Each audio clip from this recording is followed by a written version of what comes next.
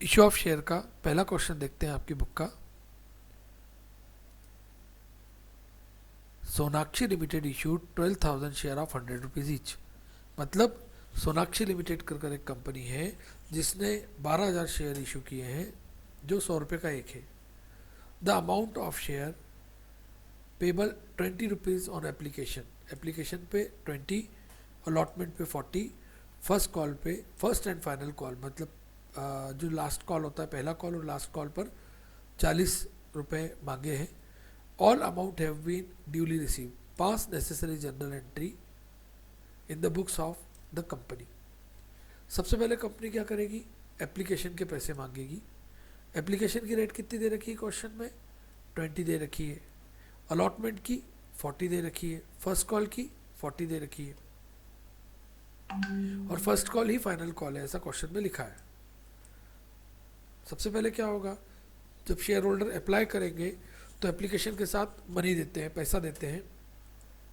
तो 12,000 शेयर है, एप्लीकेशन की रेट कितनी है 20, मतलब पैसा आया, bank account debit to share application account, 12,000 into 20, 2,40,000 rupees की एंट्री हो जाएगी। फिर इस पैसे को अपन कहाँ डालेंगे, एप्लीकेशन अकाउंट से कैपिटल अकाउंट में डालेंगे। तो इसकी एंट्री होगी share application account debit to share capital account, 2,40,000, 2,40,000। अब हम अलॉटमेंट को मांगने की एंट्री करते हैं। अलॉटमेंट की रेट कितनी है 40 है, शेयर कितने 12,000, तो share allotment debit to share capital account 4,80,000, 4,80,000। फिर बैंक में पैसा आया, bank account debit to share allotment 4,80,000, 4,80,000। फिर अपन ने फर्स्ट कॉल का पैसा मांगा, फर्स्ट एंड फाइनल कॉल का, तो एंट्री होगी share first and final call debit to share capital, मांगने की एंट्री हो गई 4,80,000, और पैसा आने की एंट्री हो गई bank account debit to first and final call 4,80,000। ये एंट्रियाँ फिक्स्ड रहती हैं, एक सी होती हैं, लगभग हर क्वेश्चन में एक सी एंट्री होती है, और इनको याद नहीं करना है, इनको समझना है। सबसे पहले एप्लीकेशन के पैसे आए इसलिए अपन ने एप्लीकेशन की एंट्री पहले की। अब आप देखिए ध्यान से, यदि आप देखते हैं तो ये बैंक की एंट्री देखिए एक सी हो रही है, चाहे वो एप्लीकेशन की है, चाहे वो अलॉटमेंट की है, चाहे वो फर्स्ट कॉल की है, बैंक की एंट्री एक सी हो रही है। बस क्या लिखा गया, bank account debit to application, bank account debit to allotment, bank account debit to first call. और जो ड्यू की एंट्री होती है, मांगने की एंट्री होती है, वो भी एक सी होती है। मांगने की एंट्री कैसे होती है, देखिए application debit to capital, allotment debit to capital, first call debit to capital. ये तीनों चीज़ें अपन कैपिटल अकाउंट एंट्री के साथ कर रहे हैं अपन, ठीक है। और एंट्री आपने को बिल्कुल फिक्स होती है।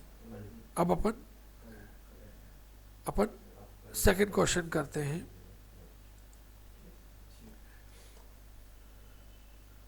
सेकंड क्वेश्चन भी वैसे ही है। एक्स लिमिटेड की 20,000 इक्विटी, 20,000 की कैपिटल है, 10 रुपये का एक है, 20,000 शेयर इशू किए, विभाजित है, लेकिन इसमें से 12,000 अंश निर्गमित किए हैं। मतलब आपने out of this 12,000 share have been issued, भले ही आपकी शेयर कैपिटल 20 लाख की हो, लेकिन आपने 12,000 शेयर ही इशू किए हैं। एप्लीकेशन की रेट 2 रुपये दे रखी है, अलॉटमेंट की रेट 4 दे रखी है, फर्स्ट कॉल की 2 दे रखी है, और सेकंड कॉल की भी 2 दे रखी है। सेकंड एंड फाइनल कॉल है इस क्वेश्चन में। तो देखिए इसको कैसे हल करेंगे। जनरल एंट्री तो वही की वही रहेगी। अब 12,000 शेयर है, एप्लीकेशन की रेट 2 है, मतलब bank account debit to equity share application 24,000, 24,000। फिर उसको कैपिटल अकाउंट में डाल दिया, सेम एंट्री पिछले क्वेश्चन से देखी, share first application debit to share capital 24,000, 24,000। फिर अलॉटमेंट के पैसे मांगे, share allotment debit to share capital, फिर अलॉटमेंट के पैसे आ गए, bank account debit to share allotment. फिर फर्स्ट कॉल के मांगे, share first call debit to share capital, bank में bank account debit to share first call. अब इस क्वेश्चन में सेकंड कॉल भी मांगा है, तो सेकंड कॉल की भी एंट्री करेंगे, share second and final call debit to share capital, और पैसा आया bank account debit to share second and final call. और जो रेट दे रखा है, जैसे एप्लीकेशन की रेट 2 दे रखी है तो 12,000 इंटू 2 से किया, अलॉटमेंट की 4 दे रखी है तो 12,000 इंटू 4 से मल्टीप्लाई किया अलॉटमेंट में, फर्स्ट कॉल में 2 रुपये दे रखी है तो 2 से मल्टीप्लाई किया, सेकंड कॉल में 2 दे रखी तो 2 से मल्टीप्लाई कर दिया और ये आपका क्वेश्चन हो गया। अगला क्वेश्चन है authorise capital of Keshav limited is 44 lakh, मतलब 4 लाख उसकी ऑथराइज कैपिटल है जो 4000 शेयर 100 रुपये में डिवाइड है।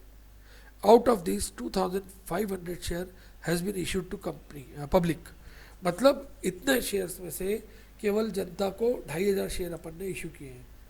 एप्लीकेशन की रेट 10 है, अलॉटमेंट की रेट 20 है, फर्स्ट कॉल की रेट 30 है, सेकंड कॉल की रेट 40 है। अपन इन शेयर्स को इशू करेंगे। पहली एंट्री क्या होती थी, bank account debit to share application. अपन शेयर एप्लीकेशन भी लिख सकते हैं और इक्विटी शेयर एप्लीकेशन भी लिख सकते हैं, कोई फ़र्क नहीं पड़ता, केवल इक्विटी शेयर एप्लीकेशन लिखोगे तो भी चलेगा। कितने शेयर इशू किए हैं अपन ने इशू किए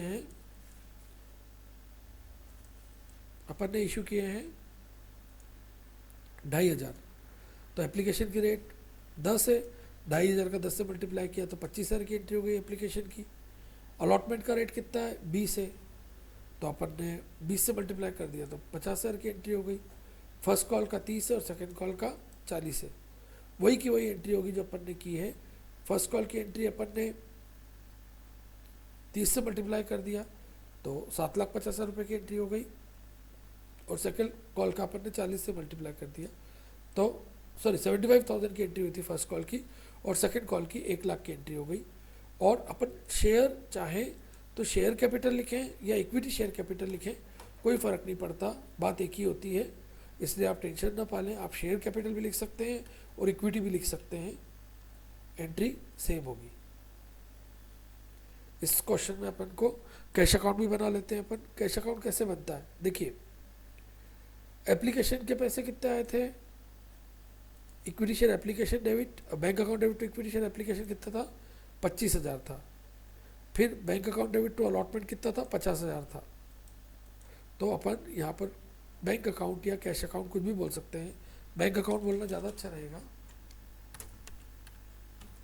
बैंक अकाउंट में टू इक्विटी शेयर एप्लीकेशन 25,000 लिख दिया, अलॉटमेंट के टू इक्विटी शेयर अलॉटमेंट 50,000 रुपये लिख दिया। फर्स्ट कॉल के पैसे जो थे वो अपन ने 75,000 मांगे थे, तो to equity share first call 75,000 लिख दिया, और to equity share second call 1 lakh रुपए था, 1 लाख लिख दिया। फिर अपन बैलेंसिंग करते हैं, वही बैलेंसिंग कर दी, इन सब का जोड़ लगाया 2.5 लाख आया, यही बैलेंस कैरेट डाउन हो गया, और यही कैश अकाउंट कैश रिसीव्ड हो गया।